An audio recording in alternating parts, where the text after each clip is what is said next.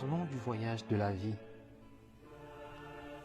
celui que tout le monde désire faire et que personne ne souhaite se voir écourté.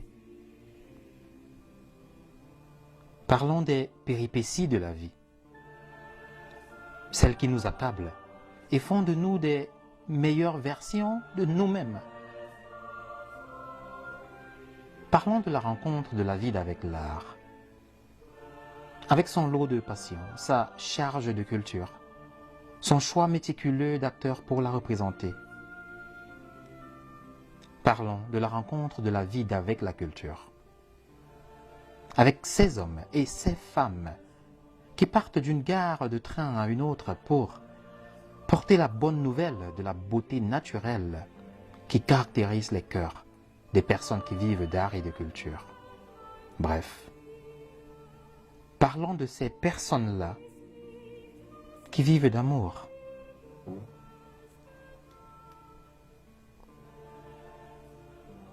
Il y a des gares qui nous ennuient et où nous ne souhaitons pas nous arrêter une seule seconde. Avons-nous seulement le choix quand le train est commandé par un autre? Il y a heureusement ces gares-là où attendent des personnes qui vous marquent tout votre voyage durant. Disons plutôt, toute votre vie durant. Il suffit très souvent d'un regard, il s'agit d'un sourire. Il suffit d'une grimace, il s'agit d'un conseil. Il suffit d'un contact, il s'agit d'un éveil. Et dans tous les cas, la magie s'opère. J'ai rencontré Père Wabo à l'une de ces gares de la vie, celle de la patience et de la tolérance. Nos regards étaient d'un froid chaleureux, d'une compétition masculine non avouée, d'une conversation que nous savions ne faisait que commencer, et dont ni lui ni moi souhaitions imaginer quelle en serait l'issue. Dans mon cœur, je me disais, bah, et voilà qu'il vient me chipper ma mère. J'imagine qu'il se disait, lui, que puis-je bien faire pour ravir à ce garçon la tendresse de sa protégée? Je suppose que la suite nous la connaissons. Père Wabo a obtenu gain de cause. Mais sachons-le, le prix n'a pas été négligeable. J'ai obtenu, moi, de celui qui était l'intrus, qu'il me donne des cours particuliers de langue bamoune.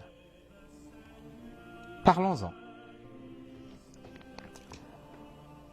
Un homme qui vous parle en toutes les langues de la région de l'ouest du Cameroun, sans que vous puissiez vous rendre compte qu'il n'est pas automatiquement originaire de telle contrée ou de telle autre. Un homme qui embrasse les cultures comme une femme, qui se sait belle et qui change de tenue au gré de ses apparences.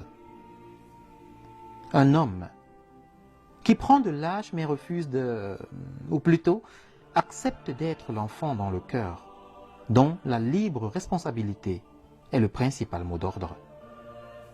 Un homme qui sait baliser son terrain pour en être maître en toute subtilité, qui t'a tout donné pour être heureux, tout sauf sa fierté la plus absolue.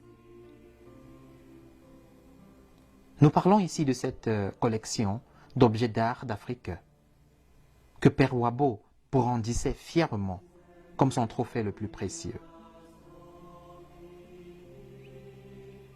Un homme qui ne s'arrêtait pas d'apprendre et de découvrir de nouvelles cultures et langues afin de rester jeune dans le cœur et désirable pour sa dame.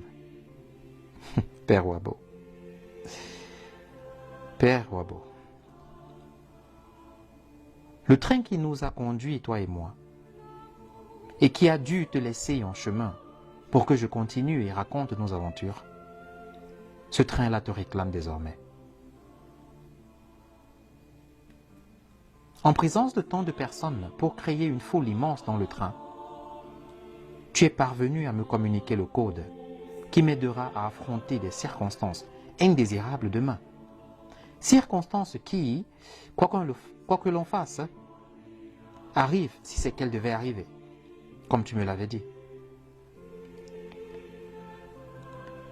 Ton conseil, plus loin dans le voyage, était de vivre ces circonstances avec joie et gaieté, sans jamais se laisser passer pour la victime ou se lancer dans une bataille perdue d'avance.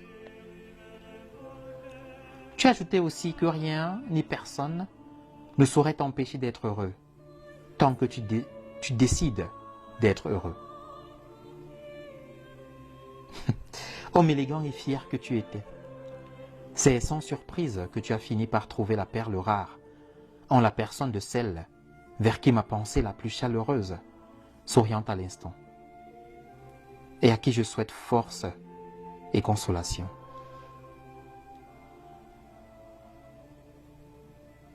Un voyage étant toujours fait de surprises les plus folles, j'avais fini par me rendre compte que nous nous étions déjà rencontrés dans un voyage précédent, Père Wabo. Mais cette fois-là, c'était ton rejeton et moi qui devenions des amis plus qu'utiles l'un pour l'autre. À cet ami-là et à tous ses semblables, j'adresse mes condoléances les plus attristées. À présent que le train va entrer en gare une fois de plus et que le contrôleur de tickets rôde dans les parages, je me demande qui d'autre sera jeté par-dessus bord, après que nous t'ayons perdu, toi. Qu'est-ce que c'est triste de penser ainsi, quand la vie est belle et ne mérite qu'à être vécue pour aimer et avancer.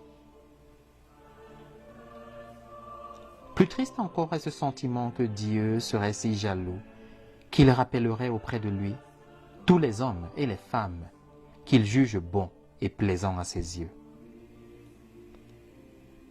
Vu sous cet angle, nous ne pouvons que nous réjouir, car conscients que tout le monde finit par descendre du train un jour. La question demeure, que devenons-nous une fois que le train de la vie nous a laissés? Père Wabo,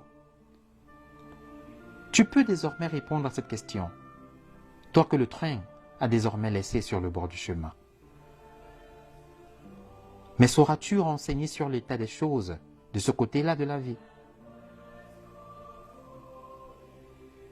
En attendant de nous revoir un jour, je désire bien te témoigner de ma reconnaissance dans ton effort de m'enseigner la langue de mon père. Et je te dis fièrement, à cet instant, où tout semble achevé, Père Wabo, Mesha Achou. À bientôt.